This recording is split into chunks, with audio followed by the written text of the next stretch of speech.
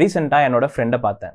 அவன் வந்து ஷர்ட்டெல்லாம் மடித்து விட்டு ஆர்ம்ஸ் தெரிகிற மாதிரி சுற்றிட்டு இருந்தான். என்னடா மச்சான் ஆர்ம்ஸ்லாம் சூப்பராக இருக்கே, என்னடா ட்ரைனிங் பண்ண, என்ன எக்ஸசைஸ் பண்ணேன்னு கேட்டேன்.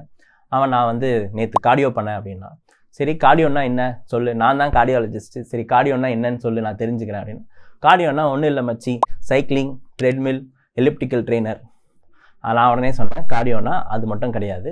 கார்டியோனா என்ன, வாங்க இந்த வீடியோவில் டீட்டெயிலாக பார்க்கலாம். So cardio training or aerobic training அப்படின்னா என்னென்னா, நான் போன வீடியோவில் சொன்ன மாதிரி உங்கள் target heart rate 220 minus age, இதில் 50 to 70% நீங்கள் அச்சீவ் பண்ணிங்கன்னா அது வந்து ஏரோபிக் ட்ரைனிங்னு சொல்லுவோம்.